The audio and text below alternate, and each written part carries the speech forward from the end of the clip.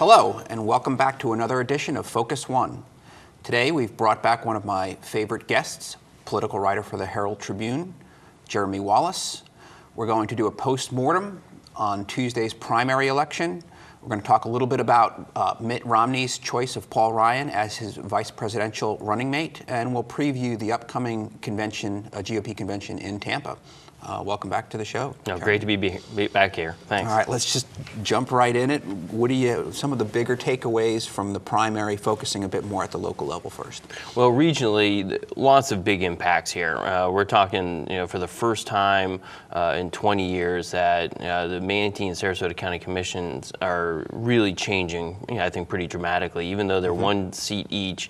Joe McClash, a veteran of 22 years on the county commission, is gone. He has lost his primary. And in Sarasota County, John Thaxton, he lost his campaign, for the supervisor elections post, and his seat on the county commission was replaced by Charles Hines, who won his election. So what we have now are two of maybe the strongest voices on slowing growth in the region, or at least the most suspect votes on growth and development, are now off those commissions. So there's a school of thought out there right now that says, boy, developers should have a little bit better of a situation getting their projects through. At the same time, you have to look at people like Betsy Benack, who ran against Joe McClash, and Charles Hines as people who used the economic message that suggested that, well, when times were good and growth was rampant, maybe we need to curb those things. But right now, we need those jobs. We need those construction jobs, and will these development projects. That's a hard message to run against in the wake of an extremely long and painful recession. So I was thinking about that. There was a time, in the 90s and late 80s where people were really frustrated by how fast the growth came in Manatee and Sarasota counties, and they wanted some restraints on those. But really, over the last 6 to 8 years, we really haven't seen that as much. People are actually, probably going, well, where is that growth? If you were in Sarasota, you really haven't seen that same kind of sprawling growth. In Manatee County, it hasn't been as much as it was, in the beginning of the last decade. So I think a lot of people, there's a different, shift going on. A pendulum has swung, and that's what Betsy Benack used, quite effectively in her campaign to say, look, the pendulum has swung. I'm not saying we're going to pave everything over, but we have to be. We have to readjust our thought process on growth and development. I want to come back to that race just for 1 second, because certainly the message appeared to resonate, but it wasn't simply the message. In part, it's the money behind the message. It was a very, very close race, and Benack outspent McClash by a considerable margin. Isn't that right? Well, she definitely did. About 5 to 1, 6 to 1, right around there in funding. In addition, there were some outside groups funded primarily by development interests that were also running campaign mailers in the region to help Betsy Benack in her campaign. And I think one of the lessons I kind of learned in the whole process, once again, is money really was a dominating factor in so many of the races. In almost every single race, the person who had the most money actually ended up winning. There was only one exception to that rule in this campaign season. We'll come back to that one. Yeah, that was an but in this race, even, this was almost an example of the other way. You can see how much support Joe McClash had in the community. To be outspent 5 to 1 to 6 to 1, plus that additional money that was out there that we won't have the full tally on until another couple weeks. For him to come within 500 votes of still holding on to the seat is kind of amazing. It's remarkable. You can see he had a core of support, and it made this race so hard to call in the beginning. People kept asking me, who's going to win this race? And it was so hard to call because McClash had so much experience. Some of these people in some of these communities in Manatee County really love him. They've been around him for a long time. I knew he had a strong base of support, but at the same time, time, Benak really had a message that was pretty clean, pretty clear, and very understandable to voters who might have been feeling an economic pinch. And you do have to look at the audience as well. I mean, I think it was a big victory. Locally, developers did quite well. I mean, they were very strategic. They were very organized. They certainly put money into their preferred candidates. They also used the tactic that was available to them in terms of closing off some of the primaries when needed. And so when there was not, if you had the races that were not being contested in the general election, typically those would be opened up because they become de facto the general election when there's a primary runoff. And what they would do is simply put a write-in candidate into, to close off the election. Yeah. And so your audience then becomes one of registered Republicans, but it's the ones that turn out in a primary, which tend to be, I think, disproportionately, conservative and engaged. And so it's those messages certainly with, McClash and Benak, but McClash's message to a hyper-conservative, engaged Republican audience, that's a hard sell. And the fact that he came within 500 votes is, Well, you hit a key point, I think, in an open race, where there's a general election type field to it, I think the races, might play out differently. McClash might have had a different kind of appeal out there. Mm-hmm. Same thing in Sarasota County and John Thaxton's race against Kathy Dent for supervisor elections. But that was 3-1. We got to come back to that one because that was I was surprised that it's different. We weren't talking about the county commission. The dynamics are different. We're talking about the supervisor of elections, and so it's not really a policy-oriented office. Nevertheless, though, you have closed primaries with similar candidates or symbolically similar candidates in terms of John Thaxton in Sarasota County and McClash in Manatee County. McClash loses by a hair. Thaxton loses 3-1. I was surprised at that. I think there were two things that were going in the wrong way in Thaxton's race. One, he didn't have much time to prepare for this. This was a last-minute jump in. 6 months ago, he was running for county commission. And so that I think that transition really kind of made it difficult. Voters may have been confused on why he was on that ballot to begin with. But secondarily, he was going against an incumbent, but he himself wasn't a 12-year incumbent. Right. And so it wasn't a clear, like in Betsy Benak, as she's going against a long-term incumbent, could say, look, I'm new, fresh leadership. Thaxton never could say, well, I'm new, fresh leadership. Well, he is different than the current leadership, but he's one of the same names. And so it wasn't quite a clear contrast of why somebody would vote for Thaxton over Dent in that scenario. And so I think if he had had more time, a message that could be more of a divergent message from Kathy Dent, it may have been a different story. But look, incumbency is still very important. And it's like you have to have a way to counterbalance that incumbency. In the case of the McClash-Benak race, it was money on the other side that really helped bring that advantage to a narrower scope. Yeah. And in Thaxton's case, he didn't really have that ability to undermine her incumbency because one, he was almost hurt by his past incumbency and couldn't create that difference. Yeah, I would again underscore that point. A lot of people get frustrated with politics and who tends to win. I would underscore the point that low turnout combined with low information voters, you're going to get a lot of these peculiar outcomes where money tends to trump and incumbency tends to trump simply on the basis of name recognition and a very simple, even if distorted message. So if people want to do something about it, again, make sure you show up to vote and then try not to be a low information voter. Try to know a little something about candidates down the ticket, not simply what's at the top. Well, and we knew this was going to be a tough sell, to get voters out this time around. We have never as a state voted as early in August as we did this time around. This was a new thing for everybody. So many people are on vacation for those last gasp, before school starts. A lot of people just weren't engaged in this primary process, maybe the same way as, even a traditional primary in our statewide. We didn't have too many sexy races at the top of the ticket. No. In Sarasota County, the turnout was, abysmal. It was one of the 5 lowest turnouts in the entire state. And, the rest of the state as a whole, it wasn't any great shakes either. We're talking about a 20% turnout statewide. The one Senate race really was a foregone conclusion. Everybody knew that. Exactly. There just really wasn't a lot on that ballot for a lot of people to get excited about. In Manatee County, look, there were some great races, and so I think that's why we saw a little bit better. Let's come back to the most fiercely contested of those races. It was the Brodsky-Lombardo primary for the state attorney race. That was a surprisingly nasty at times race. What did you learn from the results, if anything? Well, that is undoubtedly the most interesting race I think we had this time around in terms of just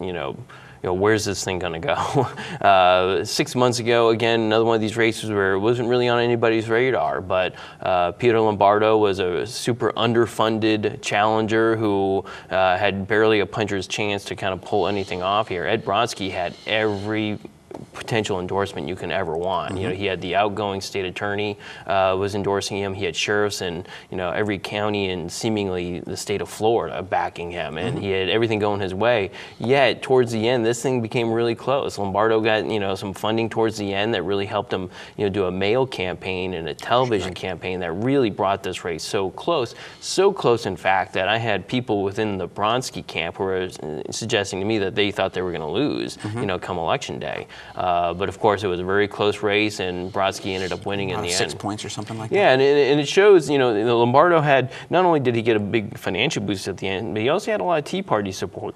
And I think those two factors combined, really, you can see when they are brought together in the same race, they can really have an impact, taking a dark horse candidate into a legitimate competitor almost overnight. So you can see as Tea Party candidates if they can find a way to get financial support for the races they run, you can see how the message can get out there more, and they can at least get the message out as equally or more so than their opponents, and it's an even battlefield. Yeah, certainly money, but I think one of the things that you have to acknowledge and respect about the Tea Party movement nationwide, not just here, is just that ability to sort of harness that energy and effectively mobilize and channel support or lack thereof into the voting booth and the imprints there. So yeah, this race, there were some dynamics that I don't know if you're ever going to see again. It certainly was somebody that was supported by the establishment, and sort of nominally you did have more grassroots support or some grassroots support for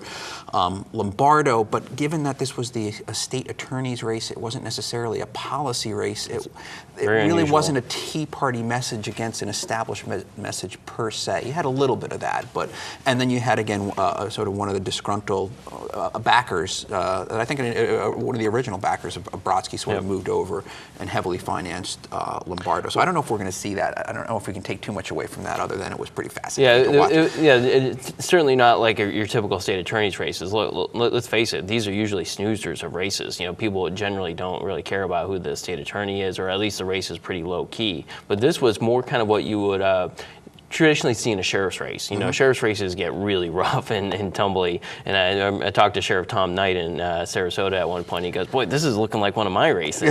Where people just get a lot more aggressive in these types of races. And so I think we saw that in this race. Where really the kitchen sink was thrown out there, and I think a lot of the people in the judicial world were kind of shocked at what they saw. And I'm not sure if they want to ever see that again. That was pretty ugly.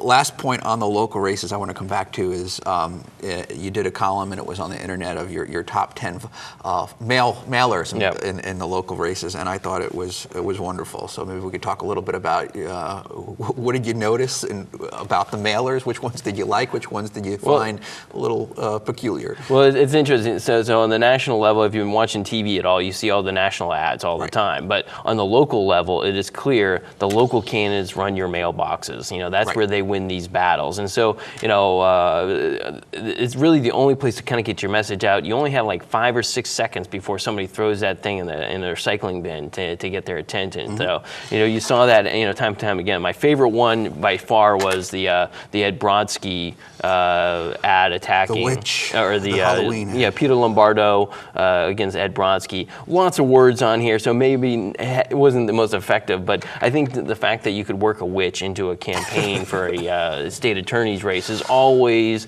an amusing event, and certainly probably was eye-catching to people you're getting all these other mailers that look very similar, but then all of a sudden here comes a witch, and you're like, what is this, Halloween ad already? Yeah, the other thing I couldn't help but notice, and you commented on, certainly in Manatee County, regardless of what you're running on, and apparently you want to have a rifle in your hand, you want to declare your support for the Second Amendment, and if you could stand by a horse at the same, with a second picture, that might be also. Absolutely, you can see, whether it's a county commission race or supervisor elections race, Mike Bennett, in the supervisor elections race, had him, I'm not sure we have it here, but he had a shotgun and was aiming out towards the sky, about to shoot something out of the sky. And, It was a nice ad. I just was wondering what that had to do with the supervisor of elections. Well, when you're running in the clear message in there, if you're running in a Republican primary for anything, you certainly want to, if you're an NRA supporter, you want those people to know it, because those are good voters, they're consistent voters. So there was clearly a message: talk to your NRA voters, talk to your super conservative voters about guns and Second Amendment rights, and it might just be the way to victory. And we saw it in Mike Bennett's race. It probably did help him in the end. He ended up winning this race. Symbolism. It's what do you think of when you walk into the exactly? Who is this guy? Yeah, it's like, wait a minute. I know he's a veteran. I know he's something about guns is going to stick into your head. Must be a good guy no matter what office we. It stuck out. And again, that's what you need to do in these mailers. Yeah, it has to stick out. It can't be. I think one of the worst ones was Joe McClash. It's like there's so much information on there. It's just like it's hard to break through to people who have so much else to worry about. Kind of violates one of the tenets of mailers. The last thing that, again, peculiar, apparently it didn't hurt though. Kathy Dinn actually drew a lot of attention to some of the things that were controversial, that she did wrong. You never see that, and yet it didn't seem to. Yeah, it was unusual. And it's funny, she had a laugh with it too. I talked to her after I ran that piece. Her mailer had all these parts, pointing out to people that her office had been sued and that there was election controversies surrounding her office. But she thought it was a way to show people that she could rise above the fray.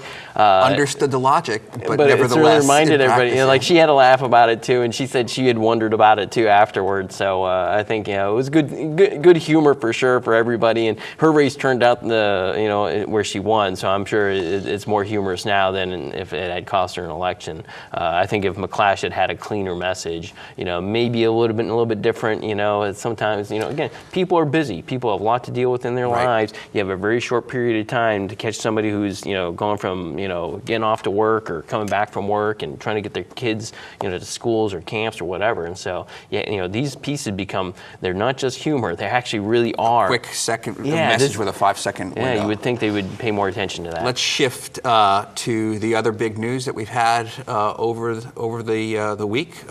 Mitt Romney has announced his vice presidential choice. I remember late Friday saying, don't worry, it's not going to happen on a Saturday morning. And regardless of the buzz, I did not think it was going to be Paul Ryan. I thought it was going to be Portman. You thought Pawlenty. Charles thought it was going to be Marco Rubio. We were all wrong. Paul Ryan was always on the short list. The appeal of him on the ticket, understandable, but it has significant implications for how this general election is going to be framed, and we're about to, I think, see that happen in the next few months. Give me your reaction to that. Well, I think it did two things. Certainly, I think Mitt Romney clearly needed to excite people in Florida, the base of the Republican Party. We got to remember, in the primary season, they went kind of kicking and screaming, to Mitt Romney. It wasn't quite the first choice. Herman Cain won, the Presidency 5, Republican Forum back in October. There were a lot of support for other candidates. Newt Gingrich was, did quite well here. It's like lots of people were doing well. And so, Mitt Romney needed something to say, okay, there's something to be excited about in this ticket. And Paul Ryan clearly excites the Republican base in a very strong way. His message of entitlement reform kind of hits a key tenet, I think, of not only what the Tea Party is looking for, from people, but the conservative Republican voters have a concern that the entitlements have, gone too far. And so what better for Mitt Romney to have on his ticket than somebody who's addressing that very issue that they want? He will, he's certainly going to bring energy to the ticket. He's going to fire the base up. He's going to be extremely popular with the Tea Party. I think he's charismatic. He's articulate. I think the likability factor is going to work for him, and I don't think that's going to change much going into the election. But I'll come back to why I was so surprised. If you want a point man, again, to sort of defend the House Republican agenda, he's your guy. But so long as this remained a referendum on the economy and the president's stewardship, ownership of it, that's just a tough sell when unemployment is over 8%. I think by putting Ryan, and now over this last week, we've seen almost a complete embrace of the Ryan budget. It's no longer just a referendum on the president, his policies, and the economy, but actually it does become an equivalent referendum on the House Republican agenda, Medicare reform, a variety of issues that at least the probing in the polls thus far could be extremely unpopular, especially among a number of swing votes. So it's not like they didn't know that. It's just that they apparently are doubling down. I'll come back to it in a second. I think maybe tripling down on an argument that they want to make that, at least on the surface, looks like it's going to be a tough one to win, or a debate to win. Well, it goes to my second point, where I think, obviously he brings a big energy from the Republican base into this ticket. At the same time, certainly there is a vulnerability in there, and Medicare reform in the state of Florida is always going to be a difficult task. I don't care what side of the aisle you're on. That discussion obviously gets everybody's ears perked up. We have a huge senior, we have a huge senior population, large percentage of people on Medicare, and so those reforms have to be approached in a very careful manner. And so you can see that's why a lot of Democrats were excited to see him on the ticket. They can change the conversation to Medicare. Right. But in the defense of the Republicans on this one, I think for Mitt Romney and folks, I think they saw that, look, they've been trying to make this a referendum on the economy, for months now, and it hasn't quite got them over the hump. It's like it's still, it's a close race, don't get me wrong, but they needed something else to say to voters of, well, okay, we know, that the economy's bad, but people still seemingly like, Barack Obama as a person, and so there's still kind of a gap. They needed Obama something else. Has been very aggressive in its attacks on Mitt Romney, and certainly over the last month has gotten to the point where I think it's safe to say that Romney was on his heels a little bit and spending probably more time than he wanted to reacting to issues about his taxes and Bain and the portrayal, of somebody that's protecting the few at the expense of the many. Rather than, again, putting the emphasis back on sort of the president himself, though, he's essentially picked up that, again, the Ryan budget, and we're going to have a pretty huge debate over the role of government. It's not going to be a fair or clean debate, but it's going to be probably an important one. One of the things I say triple down is I think if Romney and Ryan win, then I think much of that agenda that has been pushed by House Republicans, that certainly they get legislation through the House, but then it stalls before it gets to the Senate, and certainly the president's not going to sign off on it. Now with an ally, in fact, they're the leader of the ideological leader of the House Republicans in the vice presidency position. Much of that agenda, I think, the probability of that coming to being brought into fruition or coming to fruition happens. Vice versa, one of the things that I think arguments that you've seen House Republicans make in terms of charges of obstructionism is, hey, we were elected. We're just doing what we said we were going to do. And we're pushing for this agenda. If we don't get what we want, we're just not going to, we're not going to sign up for something else. If you put that agenda on the top of the ticket in a presidential race, front and center, and it loses, I think it's going to be more difficult for that posture to be, continued in a second Obama term. So I think the state, it's not only the presidency, but you might not see so much paralysis.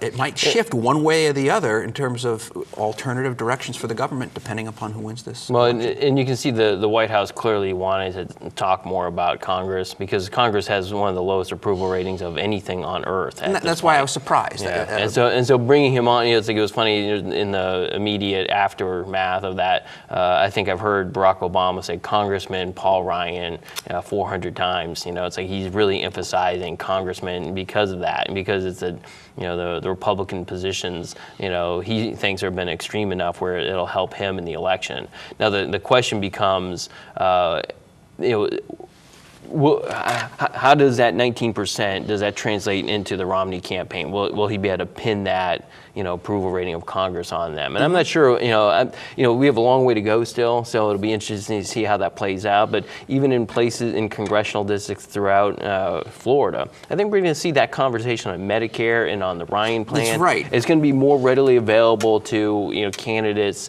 throughout Florida. So I think in the 3 or 4 competitive congressional districts that are, left in Florida going into this election season, I think they all now have a new topic, for sure, that's going to be before them. I think, or at least it's going to be underscored a little bit more about, well, if you're elected, where are you on this budget I think there's plan? a silver lining here. I think the earlier point that I made about low information voters, if you can cut through all the mudslinging, there's an opportunity, I think, for voters to become a bit more knowledgeable about the implications and understand the two different agendas, again, about the philosophy of government, everything from entitlement program to getting the economy back on track. But that's going to, I think, trickle down into some of the congressional races. So I think it might change the dynamic of the races down the ticket, not simply at the top. Well, and I like a discussion on Medicare. It's one of those programs that I think a lot of people don't have a full grasp and understanding of how that system works. And I think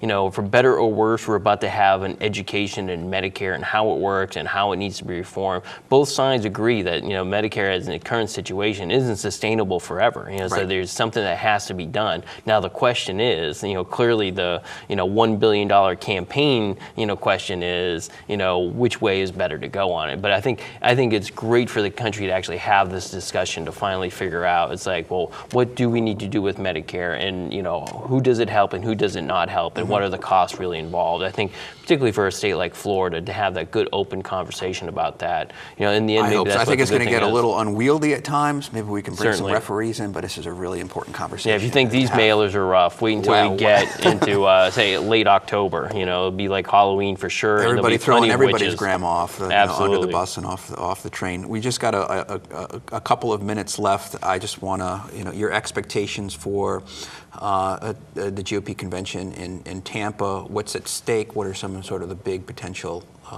storylines that you're looking at? Well, I think it's great to have conventions, particularly this close to Tampa, and there's all kinds of activities going on. But I always tell people it's the one news event in which you can be assured no news will come out of, because we all know what's going to happen in these things. It's pretty much speeches all day long. There's 20 to 30 people who will give speeches. The real key, I think, is for Florida is we're going to see some voices in Florida who are aiming to be more statewide candidates or up their profiles. And so I'm going to be very intrigued to see how Pam Bondi, Adam Putnam, Jeff Atwater, some of these people in state politics that people may not quite know yet, but who might be positioning themselves for a bigger stage. And so I'm kind of interested to see who kind of rises Who above. seizes the moment? Yeah, and who can really grab a good spot. Just because you get a chance to speak doesn't necessarily mean you're on your cusp to stardom. I remember being in Minnesota 4 years We'll talk to ago. Bobby Jindal about that. Yeah, exactly. 4 years ago, I was in Minnesota, and I watched the Texas Railroad Commissioner, followed by the state senator from California, then Mel Martinez, all give speeches. They all had 5 minutes of fame, and I can guarantee you there's not one person outside their own families who remember what they said. And so it's a very fine line between, you've been invited, but now can you say something that's going to be memorable? Is this going to be like, Giuliani 4 years ago, said some, strong things that people might remember. Obviously, you had, things from, when Ann Richards was governor of Texas, when she was in a convention. So every now and then you'll have one of those great moments. But boy, for every one great moment, there's 20 other speeches where you're just checking your watch to see when the time is over. I'm going to be there. I have not had an opportunity to see one of these conventions on either side of the political spectrum, so it should be interesting. Last thoughts before we sign off? Well, exciting election season for sure. Lots of minor surprises, not major ones. Again, money ruled the day. The Tea Party had an influence, but wasn't quite able to bring everybody to victory. And we found incumbency generally helps, but boy, when you're in there for 22 years, you might want to keep it a little low key. On the down low. And with that, we'll wrap it up. Thanks so much for joining us, Absolutely. Jeremy. Thank you. Thank you to METV for hosting another show, and thanks to our viewers for watching it. We'll catch you next week on another edition of Focus One.